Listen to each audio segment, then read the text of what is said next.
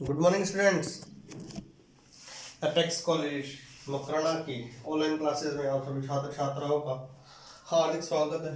कल जैसा कि हमने सेंटर ऑफ मास अर्थात सीओ कॉम में पढ़ा कि कोई भी सिस्टम का हम मास कहाँ पर कंसिडर मान सकते हैं, जिसके हम रिगार्डिंग में कोई सिस्टम में हम सेंटर ऑफ मास वहाँ मानेंगे जहाँ से हम उसके मोशन को क्या कर सके, डिस्क्राइब कर सके, अर्थात उसकी मोशन के बारे में बता सकें। हम यदि आज कल हमने वेलोसिटी को आरसीएम निकाला था, क्या होता है टू पार्टिकल सिस्टम के लिए m1 r1 plus m2 r2 upon m1 plus m2। यदि कोई सिस्टम में n पार्टिकल है तो क्या होंगे m1 r1 plus m2 r2 plus m3 r3 plus dash dash plus m1 mn rn upon summation of m। उसके बाद हम यदि वेलोसिटी की बात करना चाहे तो जो हमने आरसीएम निकाला, यदि उसको टाइम के साथ रिस्पेक्ट में डिफरेंशिएट कर दें, यदि हम जो आरसीएम निकाला उसको टाइम के साथ रिस्पेक्ट में डिफरेंशिएट कर दें, अर्थात displacement with respect to time, क्या होता है वेग होता है। हम वेग भी निकाल सकते हैं, वेग आप खुद निकाल सकते हैं। यदि वेग को जिस प्रकार से निकाला, यदि वेग को यदि हम समय के रेस्पेक्ट में अवकलन कर दे तो क्या आएगा एक्सीलरेशन, और जो एक्सीलरेशन आया यदि हम उसको मास के साथ गुणा कर दे तो क्या आएगा बल आएगा। आज हम एक सिस्टम है जिसका mass centre of mass CM है, उसमें n नंबर ऑफ पार्टिकल्स है। यदि हम उसकी काइनेटिक एनर्जी निकालना चाहें, क्या काइनेटिक एनर्जी का फॉर्मूला क्या होता है हाफ एम वी स्क्वायर। क्या होता है हाफ एम वी स्क्वायर। और हमें यह भी पता है कि जो हमने आयत कण लिया, मतलब जो आयवा कण लिया है, आयत कण लिया है, उसकी वेलोसिटी क्या होगी वी आई। तो मैं लिखना चाहता हूँ कि एनर्जी कौन सी, काइनेटिक एनर्जी किसके बराबर होगी half m v i square, half m v square. चूंकि हमें पता है वी आई स्क्वायर को लिख सकते हैं, हम इसको लिख सकते हैं half M I we I into half M into V I. यह दोनों यदि क्या है वेक्टर है। चूंकि जो हमने डायग्राम बनाया है, यदि हम उसमें देखते हैं, इधर देखो, क्या r C m equal to क्या होगा आर सी एम प्लस, इधर देखो ये r C m plus r i test equal to क्या होगा आर आई के बराबर होगा। आर आई इक्वल टू क्या होगा आर, इधर देखो, यदि हम लिखना चाहें आर आई बराबर क्या होगा आर आई डैश प्लस आर सी एम। ये कहाँ से आया, यह आया triangles vector law of addition से। Triangles vector law of addition अर्थात जो सदिश का त्रिभुज का योजक नियम है उससे आया, जहां पर आरसीएम क्या है, आरसीएम वह स्थिति है जहां पर हम उसके मास को कंसंट्रेट मान सकते हैं। यदि मैं इन सब को विद रेस्पेक्ट टू डिफरेंशिएट करूं टाइम, यदि मैं इन तीनों को विद रेस्पेक्ट टू डिफरेंशिएट करूं तो क्या होगा d r i by D t equal to d r I dash by D t plus d r C m by D t. ये क्या हो जाएगा v of i vector plus we of I dash vector plus we of R C M vector. यदि मैं इसको again differentiate करता हूँ, जहाँ पर आईवी कण का द्रव्यमान क्या होगा और जो सेंटर ऑफ मास का द्रव्य वेलोसिटी क्या होगी वीसीएम। यदि मैं इसकी जगह इन दोनों को लिख दूं, यदि मैं वी आई की जगह क्या लिख सकता हूँ, वी आई की जगह लिखूंगा half of M I plus V I की जगह क्या लिखूंगा, वी आई की जगह लिखूंगा V I dash plus we of R C M vector dot V I dash vector plus V R C M vector, क्योंकि V I dash equal to यह है। यदि यह दोनों इस प्रकार से हैं तो मैं क्या करूंगा, मैं जो यदि मैं इसको दोनों को एक साथ लिखूंगा तो क्या होगा v square plus u square plus 2as। V plus u का होल स्क्वायर क्या होता है v square plus u square plus 2as। यदि मैं इन दोनों को एक साथ लिखूं तो क्या होगा half M I dash equal to V of I dash का square plus we of R C M vector का square plus 2 of V I dash into V of R C M vector. यही क्या है, A plus B का whole square होता है A square plus B square plus 2ab, A square plus B square plus 2ab। यदि मैं इन दोनों गुणों को एक साथ लिख दूं, यदि अब मैं इन सबको अलग अलग लिखूं तो क्या होगा, यह होगा half of M I we I dash का square plus half of M I R C M vector का स्क्वायर प्लस 2 से 2 कट जाएगा, क्या बचेगा M I we I dash dot V of R C M. ठीक है, ये हो गया आपकी काइनेटिक एनर्जी, ये भी काइनेटिक एनर्जी और ये भी। ये काइनेटिक एनर्जी जो आर सी एम के रेस्पेक्ट में आई है वह क्या है, यदि मैं ई के को लिखना चाहूँ, यदि मैं ई ऑफ काइनेटिक एनर्जी लिखना चाहूँ तो क्या होगा, सम होगा कहाँ से कहाँ तक, टोटल का सम होगा। और इस प्रकार यदि हमें पता है एम आई आर आई क्या होगा, जीरो होगा, क्या होगा summation of M I r i क्या होगा, जीरो होगा। जो हम लास्ट टर्म है, जो एम आई वी आई जो यह लास्ट टर्म है, यह क्या आएगी, जीरो आएगी। तो हम जो ई के लिखना चाहेंगे, अर्थात हम किसी पार्टिकल की काइनेटिक एनर्जी लिखना चाहेंगे, ई के इक्वल टू आएगी एम क्या है, टोटल एम जो सिस्टम ऑफ मास है। यदि हम लास्ट में जो फाइनल रिजल्ट लिखना चाहें ई पे इक्वल टू आएगा half capital m v of c m का स्क्वायर। ये क्या है, सी एम क्या है, सेंटर ऑफ मास, वी क्या है, सेंटर ऑफ मास है का square plus summation from I to N, summation देखो summation from I to N M I क्या, M I and V dash, देखो एम आई की जगह एम आई वी डैश का स्क्वायर प्लस जो हमारे पास लास्ट टर्म आएगी वो क्या आएगी, जीरो। यदि हमने इसको क्या माना, इसकी वैल्यू क्या आएगी, जीरो, तो हमारे पास काइनेटिक एनर्जी सिस्टम की क्या आएगी, half m v c m square plus summation from I to N M I we i r का होल स्क्वायर। ठीक है, ये भी 1/2 आएगा, सॉरी अर्थात जो सेंटर ऑफ मास के रेस्पेक्ट में निकाल लो, दूसरा टोटल पार्टिकल्स का इंडिविजुअल निकाल लिया जाए।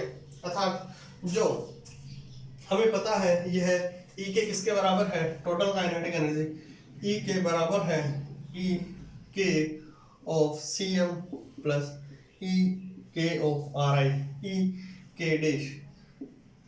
वेरी इंपॉर्टेंट रिलेशन है, छोटा सा है, याद करना है। जहाँ पर ई के सी एम क्या है, ई के सी एम क्या है, यह है half m v c m square, और ई के डैश क्या है, हाफ एम, ये इसके बराबर है। अब हम टू पार्टिकल सिस्टम के लिए रिड्यूस्ड मास निकालेंगे। क्या, रिड्यूस्ड मास। सबसे पहले मैं बता दूं कि रिड्यूस्ड मास की टर्म क्या होती है।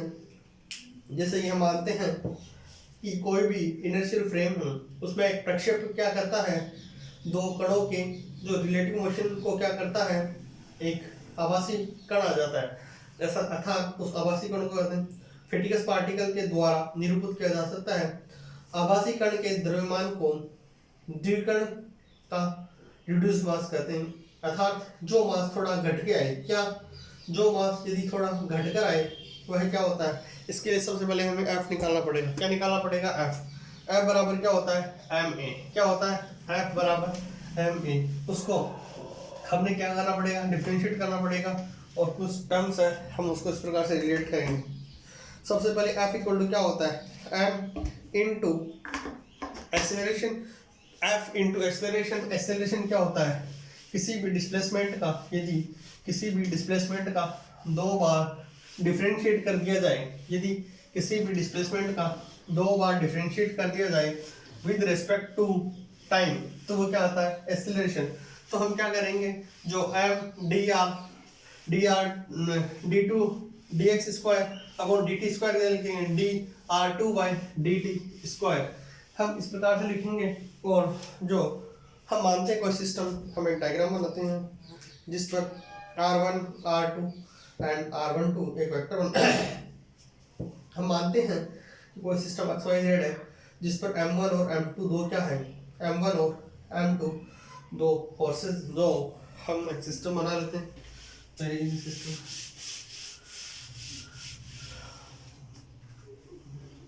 एक सिस्टम है इस प्रकार से, यह y x and z direction, दो सिस्टम M1 और एक M2 है। यदि हम इसको R1 इसको R2, यह M1 है, यह M2 है, तो ये क्या हो जाएगा R12, क्या हो जाएगा R12। अर्थात जो R12 की वैल्यू है, जो R12 है, क्या होगा R2 माइनस R1, अर्थात R2 इक्वल टू क्या होगा, R2 इक्वल टू होगा R12 plus R1, R2 equal to होगा R12 प्लस R1। मैं यहीं पे लिख देता हूँ इनिशियल, R2 इक्वल टू क्या होगा R1 प्लस R12। ये क्या है, R12 वेक्टर है, ये R1 वेक्टर है। यदि दो वेक्टर एक डायरेक्शन में है तो तीसरा उनके अपोजिट डायरेक्शन में रिजल्टेंट के बराबर होगा। दो पार्टिकल लिए हमने, उनका मास M1 है और एक क्या है M2 है। हमने दो पार्टिकल्स लिए, उनके मासेस M1 और M2 है। जो किसी इनर्शियल फ्रेम में है तो हम M1 और M2 के लिए F21 क्या होगा, force on two due to 1। यदि मैं फोर्स, हमें पता है F21, जैसा कि आप क्लास 12th में इलेक्ट्रिसिटी पे पढ़ते थे, F12 अर्थात force on 1 due to 2, force on 1 due to 2 लिखते थे। तो आज हम वही आगे लिखेंगे F21। F21 होगा force on 1 due to 2, force on 1 due to 2, तो क्या होगा d स्क्वायर d2 बाई, हम लिखते हैं dx square by dt square, d square x by dt square. यहाँ पर कौन सा वेक्टर आएगा, R1 वेक्टर। और यदि मैं F12 लिखना चाहूँ अर्थात force on 2 due to 1, force on 2, तो क्या आ जाएगा M2 d2 R2 by dt square. ठीक है, force on 1 due to 2, force on 2 due to 1। ठीक है, इस प्रकार से रिलेशंस आते हैं। तो हमें पता है जो F1 और F2 क्या होंगे, बराबर होंगे। यदि मैं d2 R1 by dt square निकालना चाहूँ, यदि मैं इसको d2 R1 vector by dt square निकालना चाहूँ, किसके बराबर आएगा F21 बाई M1 के बराबर। यदि d2 R2 vector by dt square निकालना चाहूँ, किसके बराबर आएगा F12 बाई n के बराबर आएगा। ठीक है, ये चीजें कुछ यदि इस प्रकार से आती है और हमें पता है F12 बराबर क्या है। यदि मैं F12 बराबर निकालना चाहूँ तो क्या होगा R2 माइनस R1, R12 बराबर क्या होगा R2 minus R1 vector. R12 होगा R2 माइनस R1, R2 क्या होगा R12 होगा R2 माइनस R1। तो मैं यदि इन दोनों को डिफरेंशिएट कर दूं, हम निकालना चाहता है R2 माइनस R1, क्या निकालना चाहता हूँ R2 माइनस R1, तो मैं क्या करूँगा, मैं लिख सकता हूँ d स्क्वायर, हम लिखते हैं d स्क्वायर dx स्क्वायर, क्या लिखते हैं dx स्क्वायर, हम लिखते हैं d square R12 by dt square बराबर क्या होगा R2, क्या लिखेंगे d square R2 vector by dt square minus d square R1 vector by dt square. 2 की जगह 2, 1 की जगह 1 लिखना है। ठीक है, यदि मैं इन दोनों को क्या करता हूँ, डिफरेंशिएट करता हूँ, तो यह किसके बराबर आएगा, यह है आपके F12 बाई M2, ये किसके बराबर आएगा F12 by M2 minus F21 by M1, किसके बराबर रहेगा, यह है F2 by M2 minus F21 by M1 के बराबर आएगा। क्योंकि हमें पता है F21 किसके बराबर है, F12 बराबर है F21 के, और किसे है अपोजिट, हमें ये भी पता है। क्योंकि जो एक्शन रिएक्शन पेयर होता है वह ऑलवेज अपोजिट डायरेक्शन में लगता है। इस डायरेक्शन में यदि अपोजिट डायरेक्शन में लगता है तो हमारे पास जो यदि इन दोनों को मैं क्या करूं, यदि मैं इन दोनों का एलसीएम लूं तो क्या आएगा, एलसीएम लेंगे तो हमारे पास F12 किसके बराबर आएगा F21 के, तो मैं माइनस माइनस क्या हो जाएंगे प्लस हो जाएंगे।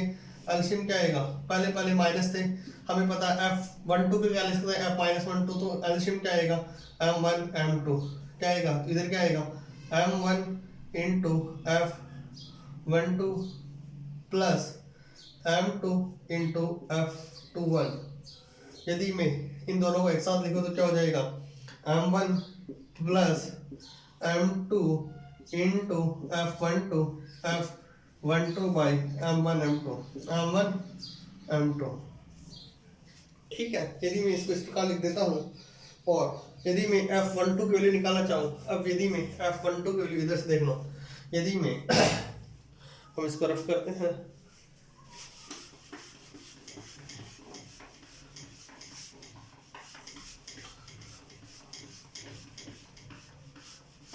इधर देखो, यदि मैं F हमने क्या लिखा d square R12 by dt square बराबर क्या आया M1 plus M2 into F12 by M1 M2। यदि मैं F12 निकालना चाहूँ, क्या F12, यदि मैं F12 निकालना चाहूँ, F12 की वैल्यू क्या आएगी, F12 आएगा आपके पास d square R12 by dt square into M1 M2 by M1 plus M2।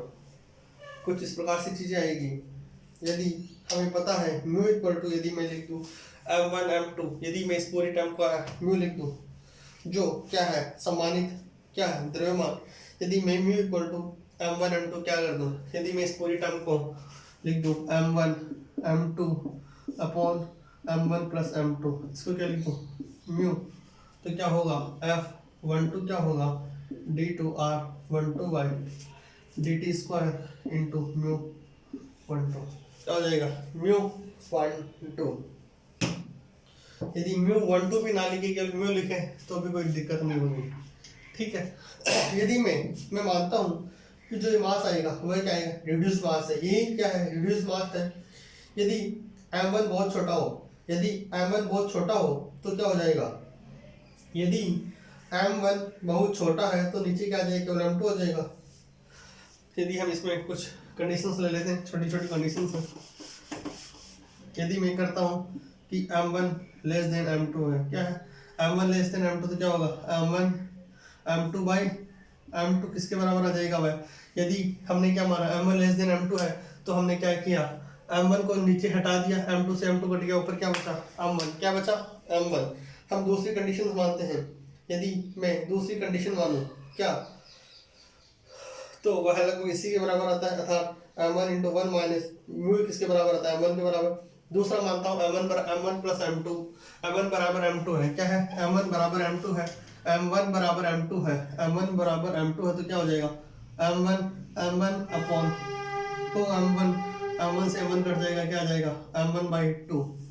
Reduce mass जो म्यू की वैल्यू क्या आएगी वह क्या आएगी M/2। इस प्रकार हमने इनकी कल्पना की और अगला कंसेप्ट आएगा हमारा एप्लीकेशन ऑफ रिड्यूस्ड मास।